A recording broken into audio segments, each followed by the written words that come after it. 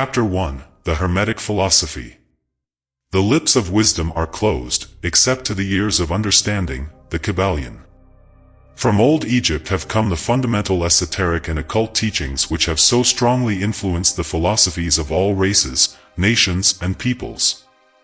For several thousand years, Egypt, the home of the pyramids and the Sphinx, was the birthplace of the hidden wisdom and mystic teachings.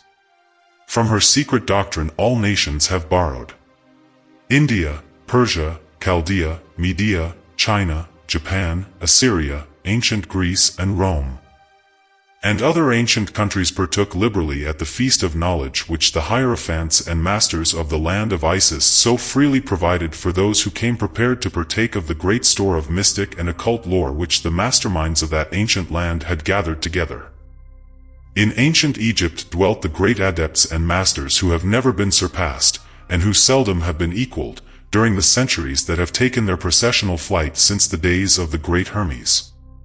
In Egypt was located the great lodge of lodges of the mystics. At the doors of her temples entered the neophytes who afterward, as hierophants, adepts, and masters, traveled to the four corners of the earth, carrying with them the precious knowledge which they were ready, anxious, and willing to pass on to those who were ready to receive the same. All students of the occult recognize the debt that they owe to these venerable masters of that ancient land. But among these great masters of ancient Egypt there once dwelt one of whom masters hailed as the Master of Masters. This man, if man indeed he was, dwelt in Egypt in the earliest days. He was known as Hermes Trismegistus. He was the father of the occult wisdom, the founder of astrology, the discoverer of alchemy. The details of his life story are lost to history, owing to the lapse of the years, though several of the ancient countries disputed with each other in their claims to the honor of having furnished his birthplace. And this thousands of years ago. The date of his sojourn in Egypt, in that his last incarnation on this planet, is not now known, but it has been fixed at the early days of the oldest dynasties of Egypt, long before the days of Moses. The best authorities regard him as a contemporary of Abraham, and some of the Jewish traditions go so far as to claim that Abraham acquired a portion of his mystic knowledge from Hermes himself. As the years rolled by after his passing from this plane of life, tradition recording that he lived 300 years in the flesh, the Egyptians deified Hermes, and made him one of their gods, under the name of Thoth. Years after, the people of ancient Greece also made him one of their many gods, calling him Hermes, the god of wisdom. The Egyptians revered his memory for many centuries, yes, tens of centuries, calling him the scribe of the gods, and bestowing upon him, distinctively, his ancient title, Trismegistus, which means the thrice great, the great, the greatest great, etc. In all the ancient lands, the name of Hermes Trismegistus was revered, the name being synonymous with the fount of wisdom. Even to this day, we use the term hermetic in the sense of secret, sealed so that nothing can escape, etc. And this by reason of the fact that the followers of Hermes always observed the principle of secrecy in their teachings. They did not believe in casting pearls before swine, but rather held to the teaching milk for babes, meat for strong men, both of which maxims are familiar to readers of the Christian scriptures, but both of which had been used by the Egyptians for centuries before the Christian era. And this policy of careful dissemination of the truth has always characterized the Hermetics, even unto the present day. The Hermetic teachings are to be found in all lands, among all religions, but never identified with any particular country, nor with any particular religious sect. This because of the warning of the ancient teachers against allowing the secret doctrine to become crystallized into a creed. The wisdom of this caution is apparent to all students of history. The ancient occultism of India and Persia degenerated, and was largely lost, owing to the fact that the teachers became priests, and so mixed theology with the philosophy, the result being that the occultism of India and Persia has been gradually lost amidst the mass of religious superstition, cults, creeds, and gods. So it was with ancient Greece and Rome. So it was with the Hermetic teachings of the Gnostics and early Christians, which were lost at the time of Constantine, whose iron hand smothered philosophy with the blanket of theology, losing to the Christian Church that which was its very essence and spirit, and causing it to grope throughout several centuries before it found the way back to its ancient faith, the indications apparent to all careful observers in this 20th century being that the Church is now struggling to get back to its ancient mystic teachings. But there were always a few faithful souls who kept alive the flame, tending it carefully, and not allowing its light to become extinguished. And thanks to these staunch hearts and fearless minds, we have the truth still with us.